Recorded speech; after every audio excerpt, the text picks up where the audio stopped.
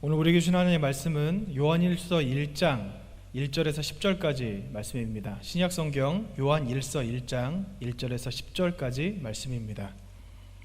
제가 가진 성경으로는 388면에 있습니다. 요한일서 1장 1절에서 10절까지 말씀입니다.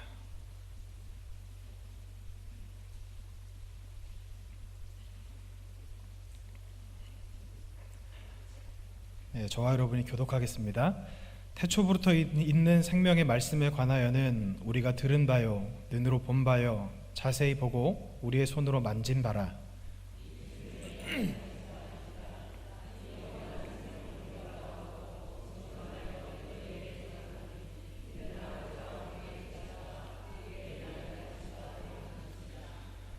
우리가 보고 들은 바를 너희에게도 전함은 너희로 우리와 사귐이 있게 하려 함이니 우리의 사귐은 아버지와 그의 아들 예수 그리스도와 더불어 누림이라.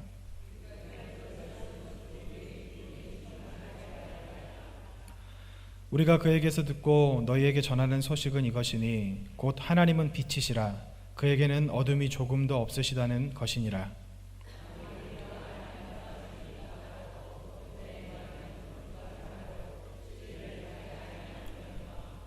그가 빛 가운데 계신 것 같이 우리도 빛 가운데 행하면 우리가 서로 사귐이 있고 그 아들 예수의 피가 우리를 모든 죄에서 깨끗하게 하실 것이요.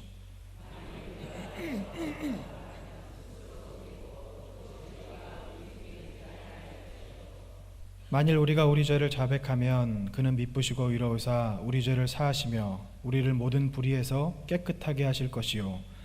만일 우리가 범죄하지 아니하였다 하면 하나님을 거짓말하는 이로 만드는 것이니 또한 그의 말씀이 우리 속에 있지 아니하니라. 아멘. 오늘 이 요한일서를 쓴 사도 요한은 예수 그리스도의 애제자였습니다. 예수님의 그 제자들 중에 가장 사랑받았던 제자가 베드로라고 다들 알고 계시겠지만 사실은 요한이었어요. 예수님이 십자가에 못 박히실 때 그 옆을 끝까지 지켰던 사람도 바로 요한이고, 그리고 요한에게 예수님께서 어머니 마리아를 이제 내 어머니다, 네가 잘 모셔라, 이렇게 이야기하는 그런 부탁을 하신 것만 봐도 얼마나 예수님께서 요한을 사랑하셨는지 알 수 있습니다. 요한의 별명은 또 그래서 그런지 모르겠지만 사랑의 사도예요.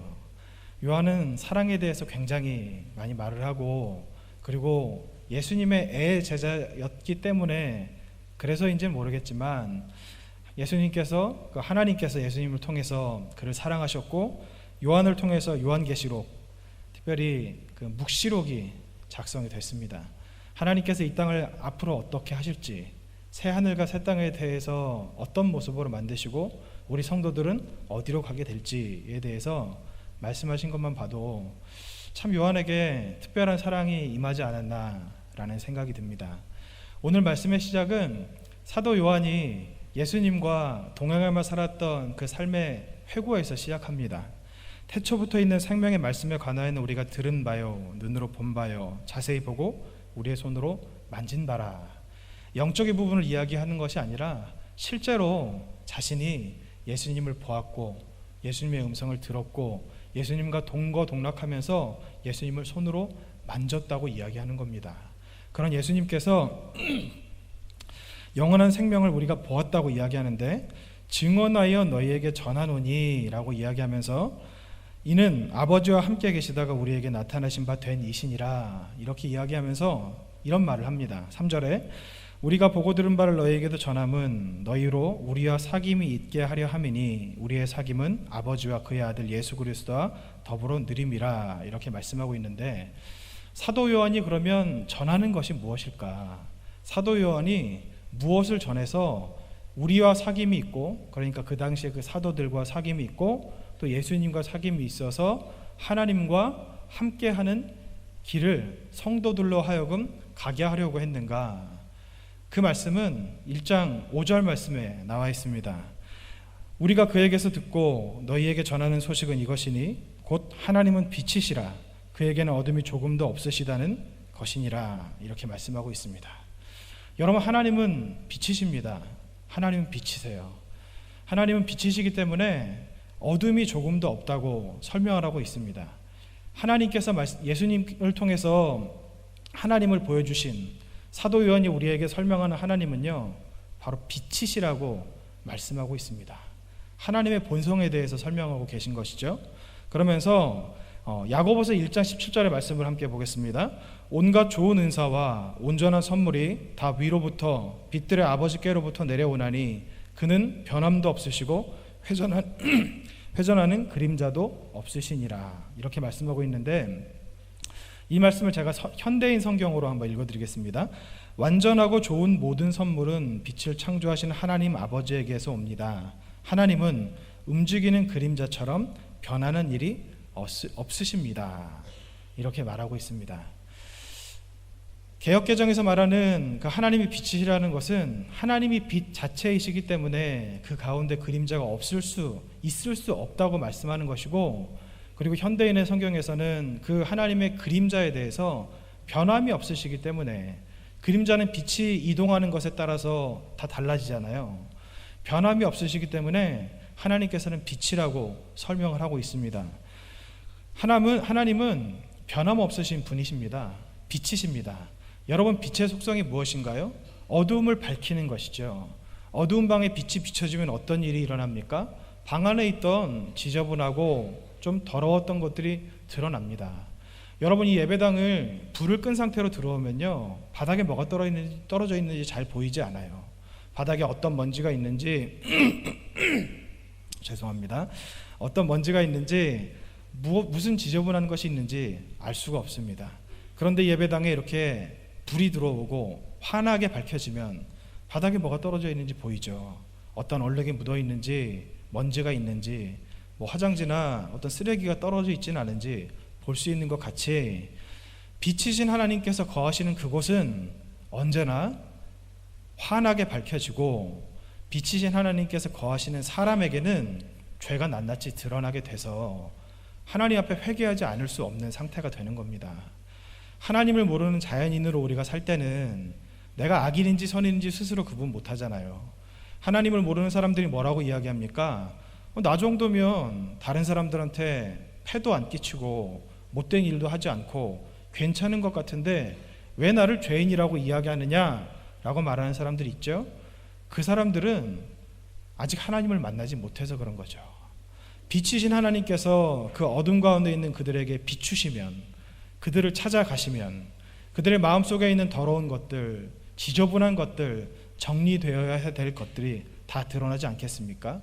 그 상황에 어느 누가 그 방을 정리하려고 하지 않을까요? 마찬가지로 빛이신 하나님께서 우리와 함께 하신다면 우리들은 하나님 앞에 정결해지는 길을 택할 수밖에 없습니다.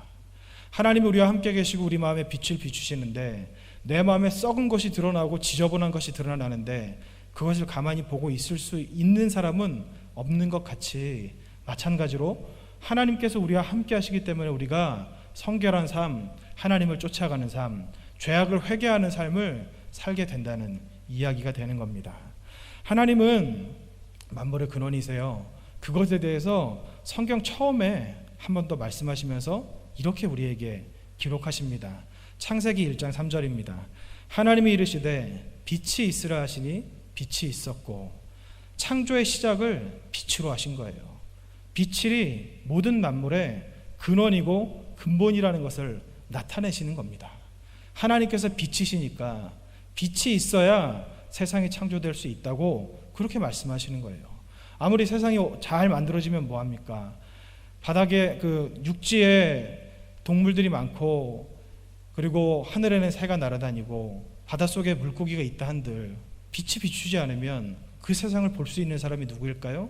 그 세상이 무슨 의미가 있을까요? 하나님이 계셔야 세상이 비로소 완전해질 수 있듯이, 하나님이 계셔야 만물의 하나인 우리들도 완전해질 수 있다고 설명하고 계신 겁니다. 그런데 예수님께서는 이 빛이신 하나님과 함께 하셨다, 사귀셨다, 교제하셨다, 그렇게 말씀하고 있습니다. 사귐이라는 게 무엇일까요? 성경에서는 이렇게 이야기하죠. 빛 가운데 거하는 것, 빛과 함께 하는 것, 이것이 바로 사귐이라고 말씀하고 있습니다. 오늘 우리가 읽은 본문 3절입니다. 우리가 보고 들은 바를 너희에게도 전함은 너희로 우리와 사귐이 있게 하려 함이니 우리의 사귐은 아버지와 그의 아들 예수 그리스도와 더불어 누림이라. 예수님께서 하나님과 사귀고 있는 상태였다는 거예요. 그러니까 다른 말씀으로 여러분에게 말씀드리면 동행하고 계신 상태, 하나님과 교제하고 계신 상태였다는 겁니다. 예수님께서 하나님과 동행하고 교제하고 계셨는데 우리가 하나님을 알고 예수님을 알아 아버지와 그의 아들 예수 그리스도 더불어 함께 사귀게 하기 위해서 오늘 이 말씀을 우리에게 전한다고 그렇게 이야기하고 계시는 겁니다. 여러분, 신앙생활 하는 것이 하나님을 섬기는 거라고 생각하실 수도 있어요. 왜냐하면 종교라고 하는 것의 시작이 나보다 높은 어떤 절대자를 섬기는 것, 그들을 따르는 것, 이런 것에 시작되기 때문에 우리가 하나님을 섬기는 것이 신앙생활의 근본이라고 생각하실 수도 있겠지만, 여러분 성경을 가만히 읽어보시면 우리 신앙생활의 정말 참된 목적, 그리고 신앙생활의 근본, 근원은 무엇이냐면요, 바로 하나님과 동행하는 겁니다. 하나님과 사귀는 거죠. 하나님과 교제하는 겁니다. 왜 그렇게 말씀드리냐면요, 구약 성경에 나와 있는 에녹, 여러분 에녹을 선지자라고 다들 알고 계시지 않습니까? 근데 에녹이 선지자인데 뭐 예언을 선포한 것도 아니고 기적을 일으킨 것도 아니에요. 그가 한 것이라고는 그냥 365년 동안 하나님과 동행한 것밖에 없어요. 그런데 이 에녹이 성경 전체를 통틀어서 딱 2명 죽음을 보지 않고 승천한 사람 중에 한 사람입니다. 하나님께서 왜 그를 그렇게 하셨을까요? 하나님께서 그를 왜 죽음을 보지 않고 하나님 곁으로 데려가셨을까요? 하나님께서 왜 아무런 예언도 하지 않고 기적도 일으키지 않은 그를 선지자라고 하셨을까요? 하나님과 동행하는 것이 우리 신앙생활의 참된 목적이기 때문에 정말 그 목적에 부합하는 삶을 산 에녹에 대해서 하나님께서 존귀하게 여기시고 그를 죽음을 보지 않고 하나님 곁으로 인도하신 겁니다. 여러분, 신앙생활은 다시 한번 말씀드리지만 우리가 하나님을 섬기고 하나님 앞에 무언가를 드리는 것이 신앙생활이 아닙니다. 하나님과 동행하는 것입니다. 성경의 다른 곳에 또 그렇게 기록되어 있지 않습니까? 야곱의 아버지 아브라함은 나의 벗이니, 벗이 교제하는 사람인 거죠. 친구잖아요. 친구, 동행하는 사람. 우리가 하나님과 동행하는 것이 우리 신앙생활의 참된 목적입니다. 예수님께서는 이 신앙생활의 참된 목적을 알고 계셨기 때문에 그렇게 하셨어요. 여러분, 예수님이 하나님이셨다가 그 형체를 비우시고 자기의 형상을 비우시고 다 내려놓고 이 땅에 오시지 않았습니까? 그런데 예수님께서 참 많은 기적을 일으키셨잖아요. 그리고 예수님께서는 사람의 마음도 읽으시고 무리도 걸으시고 태풍을 말 한마디로 잠잠하게 하시고 오병이어의 기적도 일으키시고 죽은 자도 살리시고 온갖 기적을 일으키셨잖아요. 그런데 예수님께서 그렇게 기적을 일으키신 것이 하나님이시라서 된 것일까요? 여러분, 그렇지 않습니다. 예수님께서 스스로 자기의 형체를 비우사 우리와 똑같이 되셨다는 거예요. 똑같은 그 예수님, 그러니까 예수님이 하셨던 그 모든 일들은 우리 인간이 하는 것과 똑같다는 겁니다. 예수님이 원래 하나님이셨다가 그 힘을 잃어버리시고 이 땅에 오셨는데 그래도 하나님이셨으니까 특별하게 우리와 다른 무언가가 있어서 그런 기적을 일으키셨던 것이 아니라 예수님은 완전한 인간이셨어요. 그래서 예수님께서 하나님과 교제하는데도 기도하실 수밖에 없었던 거예요. 예수님은 하나님과 기도하지 않아도 말씀으로 대화를 나눌 수 있는 분이셨는데 왜 기도하셨는지 아세요? 우리 기도의 목적이 무엇인지 아십니까? 우리가 하는 기도는 우리가 보통 알고 있기를 이것 주시옵소서, 저것 주시옵소서, 이거 해결해 주시옵소서, 저거 해결해 주시옵소서, 이렇게 말씀하시잖아요. 그런데 그것은 기도가 아닙니다. 성경에 보면요, 기도와 간구라고 되어 있는데 간구가 우리가 하는 그 기도, 그게 바로 간구예요. 간절하게 구하는 그것이 바로 간구고, 기도는 예수님께서 하셨던 것 같이 하나님과 대화하는 거예요. 대화하는 건데 기도의 목적이 무엇인가? 그것은 우리의 육체를 쳐서 복종시키는 것, 그것이 바로 기도의 목적입니다. 예수님이 하나님과 대화하실 수 있는 분인데 왜 날마다 기도하셨을까요? 예수님이 왜 하나님과 바로 이렇게 대화가 가능하신 분인데 시간을 정해놓고 하루도 빼놓지 않고 그렇게 기도하셨을까요? 예수님이 왜 하나님과 교제하시는 하나님이신데 12사도를 택하시기 전에 밤을 새워서 기도하셨을까요? 이것만 봐도 우리가 하나님과 무엇을 해야 되는지에 대해서 알 수 있습니다. 예수님이 우리와 같은 인간이라고 한다면, 인간이죠, 사실 사람이시죠. 그러면 예수님이 하셨던, 이 땅에서 행하셨던 그 모든 것이 우리 생활의 표본입니다. 그래서 예수님께서 내가 곧 길이요 진리요 생명이라고 말씀하신 것이죠. 예수님을 따라 살면 우리가 정말 인간으로서 할 수 있는 최대한 최상의 신앙생활을 할 수 있는 것인데, 예수님이 어떻게 하셨나요? 하나님과 동행하셨습니다. 하나님과 사귀셨다고 오늘 본문에서 말씀하고 있는 겁니다. 하나님과 동행하신 그 예수님과 사귐으로 말미암아 우리가 얻을 수 있는 것이 있는데, 그게 무엇이냐면 오늘 본문의 7절 말씀입니다. 그가 빛 가운데 계신 것 같이 우리도 빛 가운데 행하면 우리가 서로 사귐이 있고 그 아들 예수의 피가 우리를 모든 죄에서 깨끗하게 하실 것이요. 아멘. 예수님과 우리가 동행하면 얻을 수 있는 것, 누릴 수 있는 것, 그것이 있는데, 그것이 바로 그 아들 예수의 피가 우리를 모든 죄에서 깨끗하게 하신다고 말씀하십니다.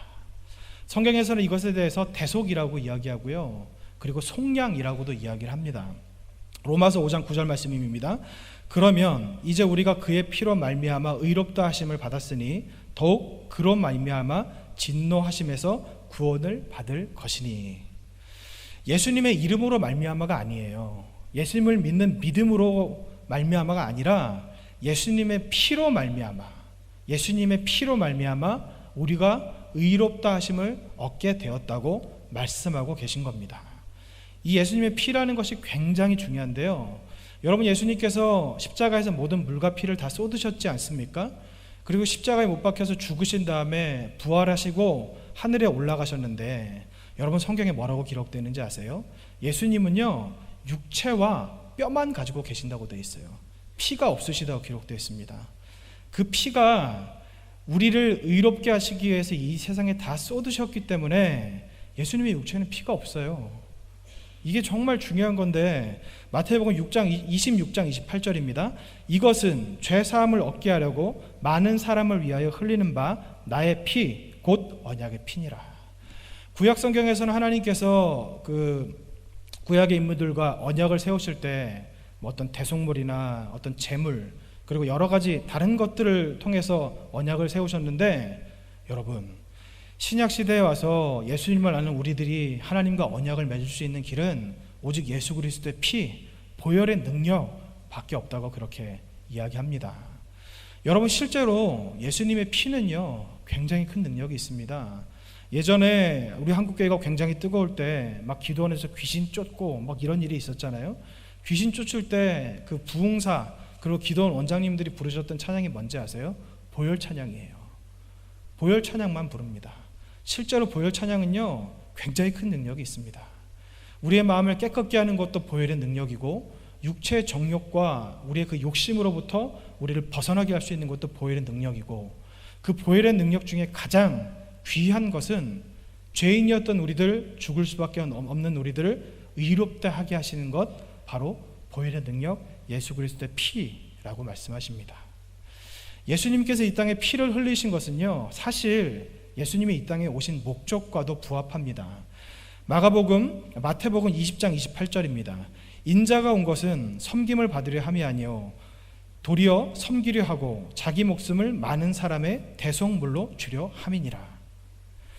예수님께서 우리를 대신해서 죽으셨는데 피를 쏟으신 것으로 말미암아 대속물이 되셨다는 겁니다. 예수님께서 이 땅에 오신 목적이 바로 이것인 것이죠.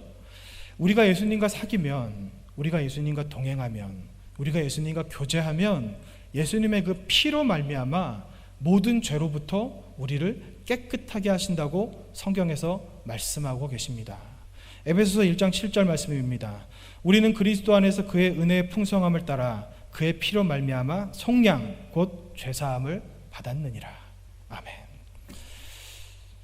속량이라고 하는 것을 제가 그 성경 사전에서 찾아보니까 이렇게 나옵니다. 포로나 노예를 대가를 주고 사서 자유롭게 하는 것을 말한다. 히브리어는 파다와 가알이며 대가를 지불하여 재산, 동물, 노예를 되찾는 것, 해방시켜주는 것을 말한다. 대속, 구속, 속시는 속량과 같은 의미로 쓰인 단어이다. 잃어버린 것이나 속박된 것을 자유롭게 해주기 위해 치르는 대가인 속량물은 금전뿐 아니라 생명을 지불하는 경우도 있었다. 하나님은 이스라엘을 자유롭게 하시기 위해 애굽을 속량물로 삼으셨다. 속량물로 번역된 히브리어 코페르는 속, 속정, 대속, 대속물로 번역되었다. 속량이란 말은 상징적인 의미로도 쓰여 하나님이 이스라엘을 애굽에서 해방시키기 위해 일하신 것을 이룰 때 이스라엘을 포로지에서 해방시킨 것에 대하여 쓰였으며, 하나님은 그의 백성들을 고난과 속박에서 속량하시는 분으로 묘사되었다. 신약에서 속량이란 말은 예수 그리스도의 구속 사역을 이르는 표현에 쓰였다. 한마디로 말씀드리면요, 예수님이 이 땅에 오신 근본적인 목적이 바로 우리의 대속물이 되기 위해서 오신 것이고, 또 다르게 말씀을 드리면 그 예수님과 우리가 교제하는 상태라면 우리는 모든 죄로부터 의롭다 함을 얻은 의인이 되었다는 이야기가 됩니다. 우리를 대속하시기 위해서 예수님께서 오셨기 때문에 우리가 예수님과 함께하고 예수님과 교제하는 상태, 예수님과 거하는 상태라면 죄 때문에 우리가 힘들게 어렵게 세상을 살아갈 필요가 없다고 말씀하시는 겁니다. 어떤 분들은 그런 생각을 가지신 분들이 계세요. 저희 어머니도 또 자꾸 말씀을 드려서 죄송한데, 권사님이시라서 교회를 안 빠지세요. 정말 안 빠지시는데 어쩌다 한번 정말 어쩔 수 없어서 교회를 빠질 일이 있으면 그 이후에 어떤 조금이라도 안 좋은 일이 있잖아요. 감기에 걸렸다거나 그러면 내가 주일 예배 빠져서 그렇다고 이러시는 거예요. 그게 벌써 오래전부터 그러셨는데 요즘에 제가 이렇게 이야기할 일이 별로 없어가지고 어떠실지 모르겠지만 저희 어머니만 그런 게 아니죠. 우리 어르신들 중에도, 그리고 젊은 분들 중에도 이런 마음으로 하나님을 믿는 분이 있습니다. 내가 무언가 잘못해서 하나님께서 나에게 징계하시는 것 같고, 내가 하나님 앞에 무언가 올바르지 않게 살아서 하나님이 나에게 이런 채찍을, 그리고 몽둥이를 휘두르시는 것 같은 그런 생각을 하시는 분들이 계신데, 여러분, 이런 믿음을 가진 분들은요, 하나님을 향한 믿음이 있긴 한 건데 두려움으로 믿는 겁니다. 여러분, 하나님이 우리 아버지시잖아요. 하나님은 사랑이시지 않습니까? 그런데 그 하나님을 우리가 내가 잘못하면 하나님께서 나에게 벌 주시니까 그렇게 벌 받지 않기 위해서 믿어야지 덜덜덜덜 떨면서 믿는 것을 원하실까요? 그게 하나님을 믿는 믿음의 사람의 온전한 상태라고 할 수 있을까요?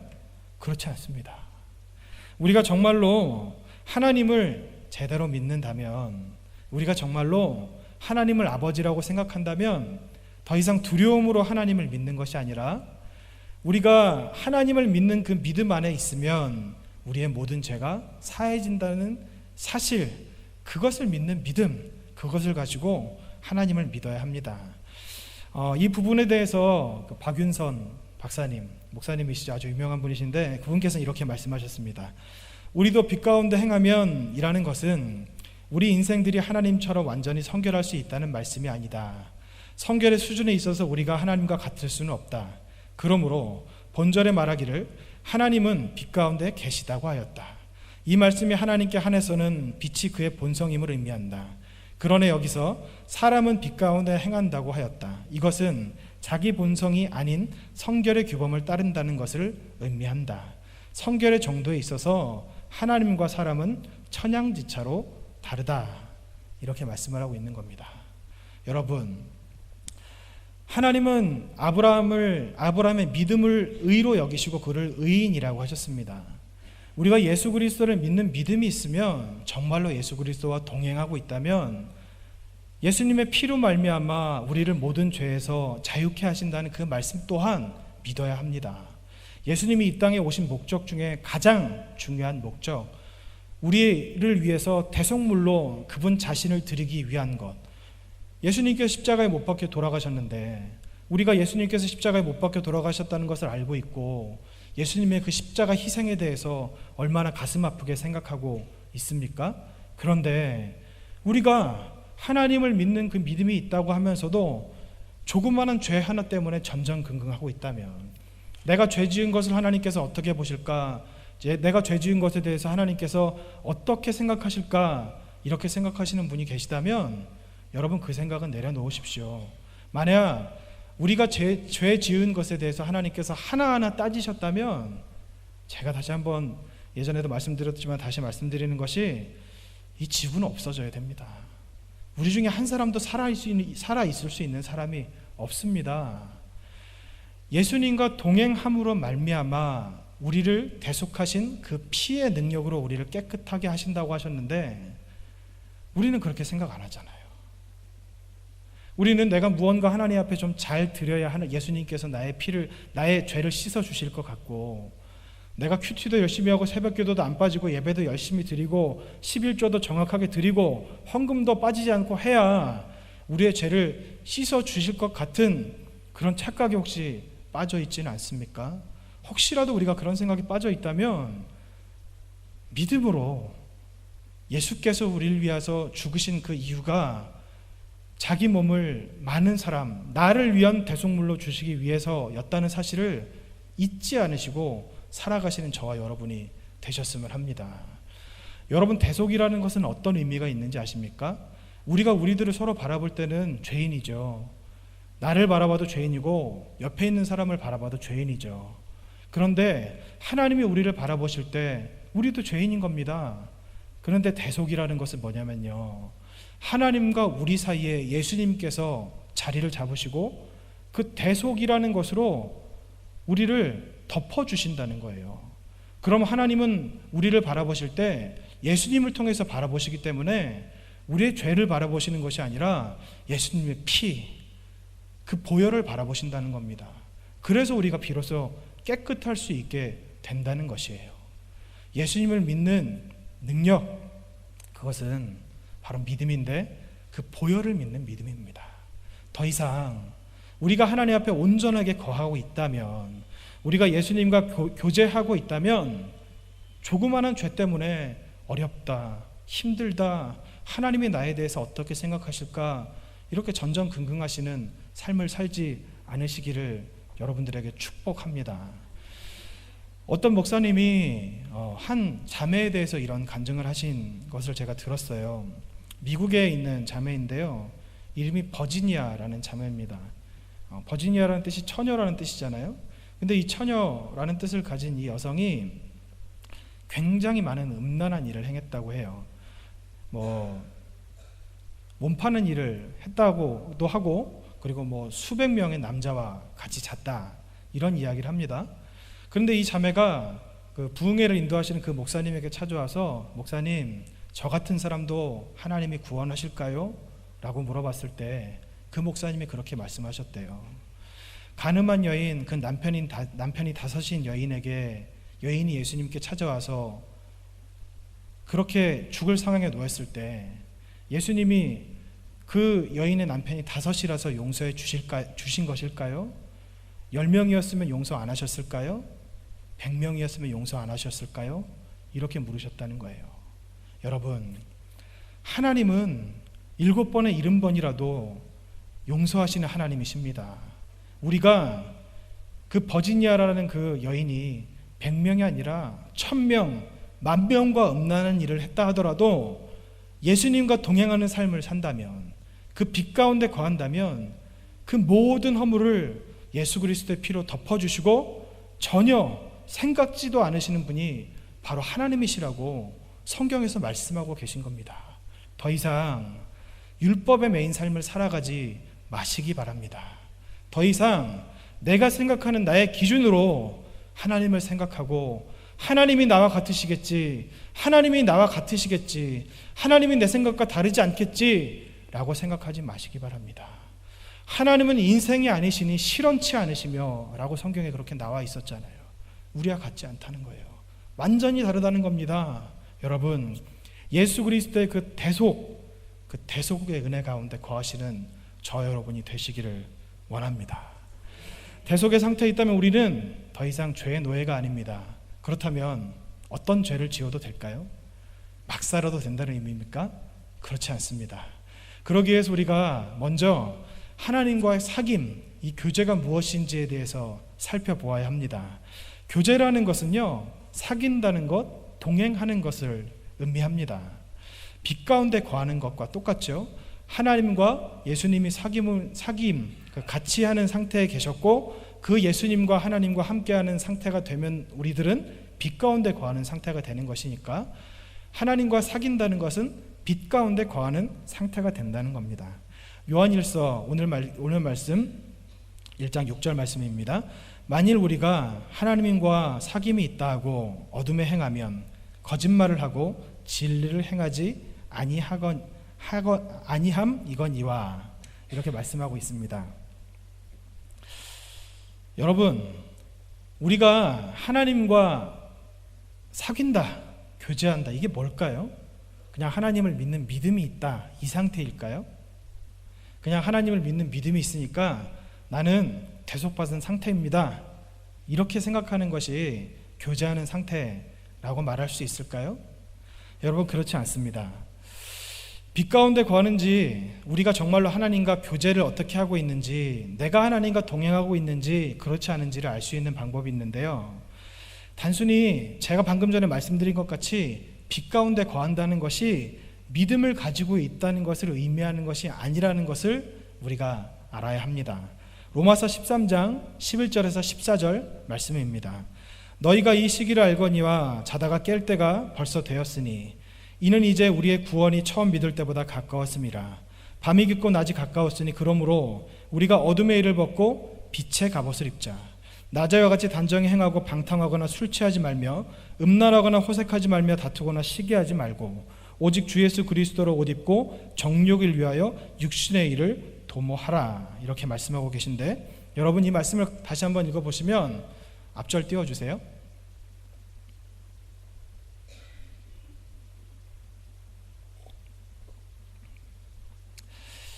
여기 빨간색으로 된 데를 보시면 우리의 구원이 처음 믿을 때보다 가까웠음이라, 이렇게 말씀하신 다음에 그 다음 절 띄워주세요. 어둠의 일을 벗고 빛의 갑옷을 입자, 이렇게 이야기하고 있습니다. 여러분, 이게 무슨 말이냐면요, 구원의 때가 가까웠으니까 우리가 빛의 갑옷을 입어야 된다는 거예요. 그러니까 빛과 함께 동행한다는 것, 하나님과 함께 동행한다는 것은 어떤 의미가 있냐면요, 우리가 하나님 안에 성결한 삶을 사는 것도 의미하지만 빛과 함께 거한다는 것, 하나님 안에 거하는 것이 곧 구원을 의미한다고 그렇게 말씀드릴 수가 있습니다. 이것에 대해서 성경에서 지금 말씀하신 대로 보면요, 하나님과 동행해야 된다고 말하는 거예요. 어둠의 일을 벗고 빛의 갑옷을 입자, 이것은 로마서에 이야기하시는 것 같이 우리가 육체의 일을 생각하지 말고 하늘의 일, 성령의 일을 생각하자, 그 말과 똑같은 의미입니다. 빛의 갑옷을 입자, 어떻게 우리가 갑옷을 입을까요? 하나님과 동행하자는 거예요. 하나님과 동행하는 것이 하나님의 뜻이라고 그렇게 말씀합니다. 그럼 여기서 말하는 어둠의 일이라는 것은 무엇일까요? 이렇게 말씀하고 있죠. 낮에와 같이 단정히 행하고 방탕하거나 술 취하지 말며 음란, 호색, 다툼, 시기, 정욕을 위해서 육신의 일을 도모하지 말라, 이렇게 말씀하십니다. 우리는 빛이 아닙니다. 빛은 하나님 한 분밖에 계시지 않아요. 그런데 빛의 자녀라고 우리에게 말씀하셨고, 우리가 빛의 자녀로서 살아가려면 빛의 옷을 입어야 된다고 말씀하고 있는 겁니다. 여기서 빛의 갑옷에 대해서 뭐라고 말씀하셨습니까? 바로 우리 주 예수 그리스도로 옷 입는 것, 이것이 바로 빛의 갑옷을 입는 것, 하나님과 동행하는 상태라고 말씀하시는 겁니다. 요한일서 1장 6절 말씀 다시 한번 읽어드리겠습니다.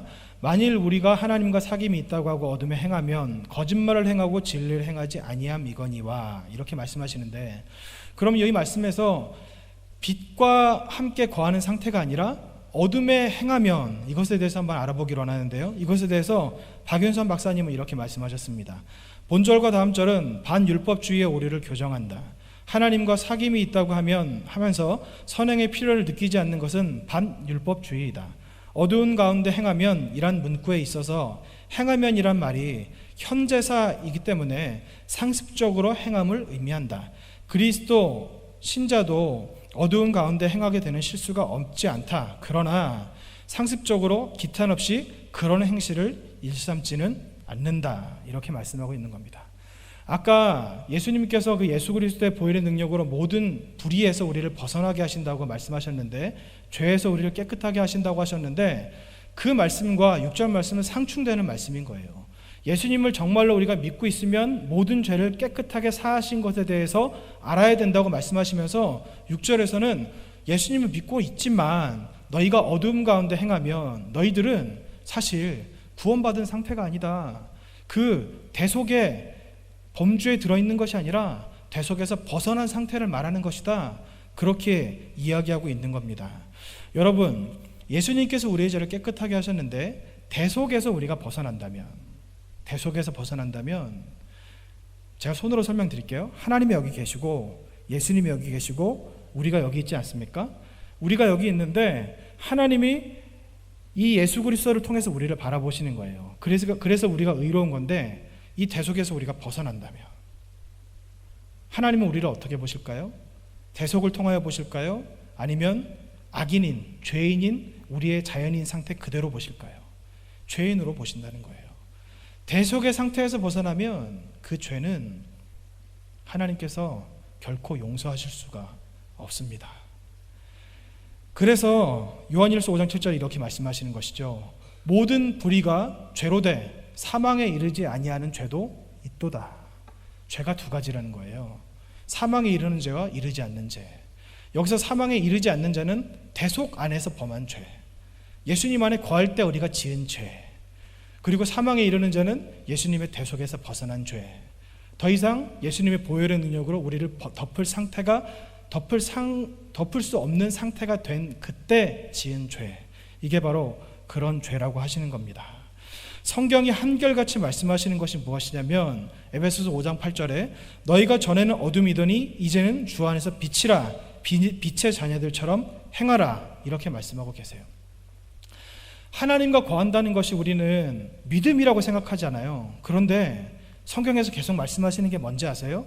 너희가 빛의 자녀니까 빛의 자녀처럼 행하라.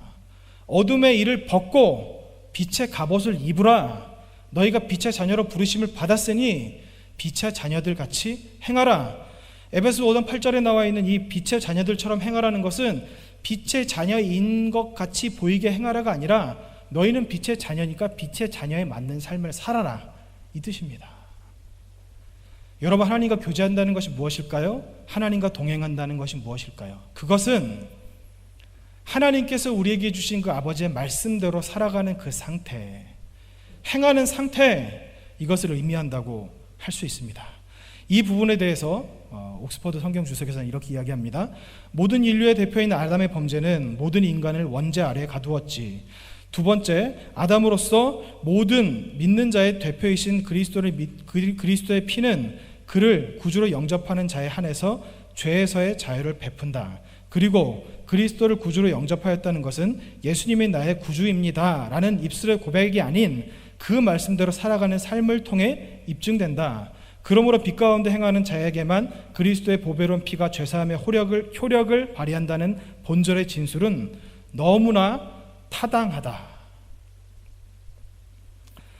요한일서 2장 9절의 10절 말씀입니다. 빛 가운데 있다 하면서 그 형제를 미워하는 자는 지금까지 어둠에 있는 자요, 그의 형제를 사랑하는 자는 빛 가운데 거하여 자기 속에 거리낌이 없으나. 하나님과 함께한다는 것은 단순히 사변적인 믿음을 가진 것을 말하는 것이 아닙니다. 성경에서 말하는 성경의 그 원리, 그리고 교단이 쌓아놓은 교리에 대해서 인정한다고 말하는 것이 하나님과 동행하는 것이 아니라 내가 알고 있는 그대로 살아가고 있는 것 그 자체가 바로 하나님과 동행한다는 것을 의미한다고 오늘 계속해서 말씀을 하고 있는 겁니다. 그렇다면 여러분, 내가 가지고 있는 이 믿음, 내가 생각하고 있는 하나님과 교제하고 있는 이 상태가 진짜인지 아닌지를 어떻게 알 수 있을까요? 성경에서도 계속해서 말씀하고 계신데요, 어두움에 거하는 것 그 자체를 교제가 끊어진 상태라고 말합니다. 그러니까 내가 빛 가운데 있습니다 이거죠. 내가 하나님을 믿습니다. 내가 예수님을 믿습니다. 예수님께서 나의 구주이심을 믿습니다. 내가 예수 그리스도의 보혈의 능력으로 하나님을 바라볼 수 있습니다 라고 말한다 하더라도 내 행실이 내가 말하는 것과 일치하지 않는다면 그것은 어두움에 거하는 상태라고 말씀할 수 있습니다. 이것은 그냥 단순히 어두움을 거하는 상태에서 끝나는 것이 아니라 스스로 속이는 것, 자기 스스로 속이는 것이라고 할 수 있습니다. 하나님을 믿는다고 하면서 어두움에 행하는 사람은 거짓말하는 자, 스스로 속이는 자, 이렇게 이야기할 수 있는 것이죠. 이 부분에 대해서 사도 요한이 왜 이렇게 썼는지에 대해서 설명하는 한 구절이 있어서 제가 읽어드리겠습니다. 스테픈 스말리라고 하는 분이 이렇게 이야기하셨어요. 요한 1서에 의하면 이들은 아주 특정적인 주장을 한다. 예를 들어 그들은 자신이 죄가 없다고 거짓된 주장을 했다. 그리고 이 단어는 아마도 제4복음서에서 죄는 불신의 표식이라고 선언했던 것을 그들 나름대로 잘못 적용한 것에 근거를 두고 있었을 것이다. 무슨 말씀이냐면요, 이 요한 1, 2, 3서가 기록될 때 그 당시에 율법주의자들 중에 반유대 율법주의자들이 있었습니다. 그들은 어떻게 이야기했냐면요, 요즘 우리가 생각하는 거하고 좀 비슷하게 생각하는 경향이 있었어요. 그러니까 내가 하나님을 믿는 믿음이 있으면 그것으로 나는 더 이상 죄가 없다, 나는 깨끗하다, 이렇게 말한다는 거예요. 그러니까 이게 무슨 말씀이냐면요, 하나님이 예수 그리스도로 말미암아 우리를 죄사하셨는데 죄가 없다고 말을 하는 것까지는 믿음의 범주에 속합니다. 그런데 그렇게 말을 하면서 그 이후에 나는 죄사함 받았으니까 내가 원하는 대로, 내가 뜻하는 대로 살아도 된다고 말한다는 거예요. 구원파의 교리가 이렇지 않습니까? 그리고 한국 교회 안에도요, 이런 위험한 생각들이 들어와 있어요. 잘못된 생각들이 들어와 있는 겁니다. 정말로 내가 믿은 대로 행하는 것이 참 믿음이라는 것을 우리가 알고 있다면 우리가 이렇게 살 수 있을까요? 우리가 이렇게 그리스도인이라고 하면서 거짓말하고 시기하고 위선에 찌들어 있는 삶을 살 수 있을까요? 방탕하며 육신의 일만 생각하며 하나님의 일은 관심이 없고 내가 원하는 것, 내가 뜻하는 것, 내가 이루는 것을 얻기 위해서 하나님을 이용하는 삶을 살 수 있을까요? 그렇지 않다는 겁니다. 오늘 본문이 말하는 바는 두 가지예요. 첫 번째는요, 우리가 하나님 앞에 온전하게 거하면 우리의 모든 죄를 예수 그리스도의 피로 말미암아 사하셨다는 겁니다. 그러니까 더 이상 죄 때문에 전전긍긍할 필요가 없다는 겁니다.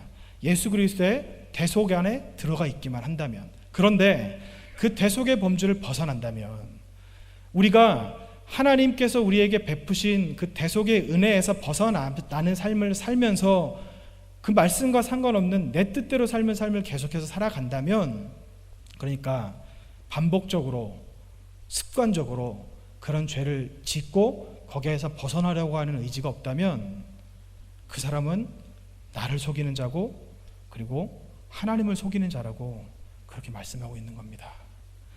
우리가 왜 이렇게 말씀으로 우리를 계속해서 돌아보아야 하느냐? 왜냐하면요, 여러분이 사도 요한께서 말씀하신 이 짧은 10절의 구절 속에서도 우리 신앙생활하는 사람들의 두 가지 극명한 다른 모습을 보이고 있는 거예요. 그리고 여러분, 이런 말씀을 하신 이유가 뭔지 아세요? 제가 어디에서 이런 글을 봤는데, 도로를 운전하고 가다 보면 낭떠러지가 있잖아요. 그런데 낭떠러지 이전에 앞에 낭떠러지가 있다는 표지판이 있습니다. 그 표지판이 왜 있을까요? 사고가 날 수 있기 때문이에요. 실제로 그런 사람이 있기 때문입니다. 우리가 도로를 다니다 보면 그런 표지판도 있잖아요. 사망사고 발생 지역 있지 않습니까? 왜 그렇게 만들어놨을까요? 그런 일이 있기 때문인 거예요. 오늘 이 사도 요한께서 우리에게 이 두 가지에 대해서 말씀하신 이유는요, 우리가 믿음이 없어서 하나님을 믿는 믿음으로 예수께서 나를 의롭다 하시는 것을 믿어야 되는데, 내 죄를 내가 나 스스로 해결하려고 하는 그 잘못된 생각 때문에 막 전전긍긍하면서 미신 믿는 것 같이 하나님을 믿는 사람들이 있었던 반면에, 또 다른 편에서는 믿음만 생각했던 거예요. 머리로 생각하는 믿음만 생각했기 때문에 그 믿은 대로 살지 않아도 된다고 하는 잘못된 사람들, 이 두 가지 사람들이 있었기 때문에 사도 요한께서 오늘 이 말씀을 통하여서 우리에게 말씀하시는 겁니다. 여러분은 어디에 속하셨습니까? 여러분은 어느 쪽에 속하신 분이십니까? 우리가 우리의 생각대로 옳다고 생각해도요, 참 위험한 게 뭔지 아십니까? 우리는 결코 하나님 앞에 의로울 수가 없는 사람이라는 거예요. 오늘 우리가 읽은 말씀, 여기에 대해서 1장 8절의 말씀에 스스로 속이고라는 이 플라노멘이라고 하는 단어는요, 2장 26절에 미혹해 한다는 의미하고도 일치하거든요. 이건 뭐냐면요, 누군가에게 속임을 당하다가 아니라 나 스스로 속이다 보니까 스스로 미혹에 빠져서 그 미혹에서 벗어날 수 없는 상태가 되었다는 것을 의미합니다. 이 정말 중요한 건데요, 뭐냐면 내가 한번 이렇게 잘못된 생각을 가지고 그리고 거기서 벗어날 수 없는 상태가 된다면, 그러니까 하나님의 뜻을 구하지 않고 내 뜻대로 살아간다면 그냥 한쪽으로 빠질 수밖에 없다는 거예요. 그런 사람에게는 구원이 있을 수 없습니다. 사람에게서 어떤 선한 것이 나올 수 있겠습니까? 시편 53편 2절에서 3절 이렇게 말씀하시잖아요. 하나님이 하늘에서 인생을 굽어살피사 지각이 있는 자와 하나님을 찾는 자가 있는가 보려 하신즉 각기 물러가 함께 더러운 자가 되고 선을 행하는 자가 없으니 한 사람도 없도다. 이사야 64장 6절 말씀입니다. 무릇 우리는 다 부정한 자 같아서 우리의 의는 다 더러운 옷 같으며 우리는 다 잎사귀같이 시들므로 우리의 죄악이 바람같이 우리를 몰아가나이다. 예레미야 19장 9절에서 10절 말씀입니다.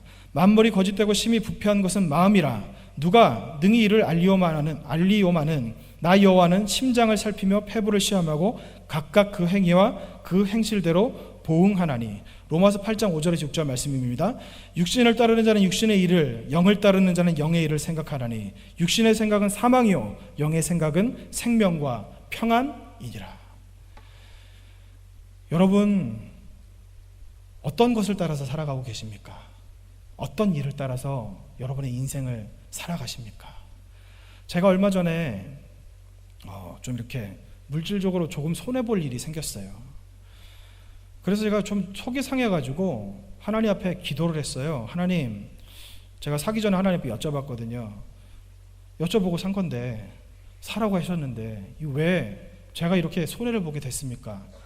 그렇게 물어보니까 어제 새벽에 저한테 이렇게 말씀하셨어요. 네가 선택하면 그 책임은 네가 지는 것이고 내가 선택하면 그 책임은 내가 진다. 네가 선택하는 인생은 너의 인생이고 내가 선택하는 인생은 나의 인생이다. 여러분의 인생을 살아가실 때 어떤 것의 기준에서 살아가십니까? 교회 안에서 그럴듯한 말이 들린다고 해서 다 하나님의 말씀은 아닙니다. 우리가 생각할 때 괜찮게 생각됐다고 해서 그게 하나님의 뜻은 아니라는 겁니다. 성경 말씀에 그러시잖아요. 사람의 의는 더러운 옷이라. 우리가 아무리 깨끗하다고 생각해봤자 우리는 더러운 존재일 수밖에 없는 겁니다. 제가 여러분들에게 권면하는 것, 그리고 이 말씀을 통하여서 저 자신에게 선포하는 것은 무엇이냐면 여러분의 인생을 여러분이 선택하지 마시기 바랍니다. 하나님께 그 선택권을 내어드리시기 바랍니다. 사소한 것 하나도 하나님께 여쭙는 삶을 살아가시기 바랍니다. 어떻게 하나님께서 그렇게 하실 수 있느냐고 생각하시는 분도 계신데 로마서 8장에 그렇게 말씀하시죠. 하나님의 영으로 인도함을 받는 자는 하나님의 아들이라. 하나님께서는 우리를 인도하시기 원하시는 하나님이시고 우리의 아버지가 되십니다. 우리가 하나님을 전심으로 찾으면 능력 베푸실 자를 찾고 계시는 하나님께서 바로 하나님이시라고 우리에게 말씀하셨습니다. 작은 것 하나를 할 때도 하나님 앞에 여쭙고 하시는 저와 여러분이 되시길 바랍니다. 내가 선택하는 것은 내가 책임져야 됩니다. 그러나 하나님이 선택하신 것은 하나님께서 책임진다고 하셨습니다. 내가 내 인생을 선택해서 살아가면 내 인생은 내 것이지만 내가 내 인생의 선택을 하나님 앞에 드리면 내 인생은 하나님의 것이라고 하나님께서 말씀하셨습니다. 하나님께서 우리에게 원하시는 것은 네가 가진 것 중에 100가지 중에 90가지, 100가지 중에 98가지가 아니라 다 달라고 말씀하십니다. 예수님께서 그 자신 생명을 들여서 모든 것을 바쳐서 우리를 사랑하셨던 것 같이 하나님께서 우리에게 원하시는 것 또한 삶의 우선순위에 하나님을 드리는 것이 아니라 하나님께 올인하는 것, 완전히 드리는 것, 하나님을 쫓는 것을 원하고 계신다고 그렇게 말씀하십니다.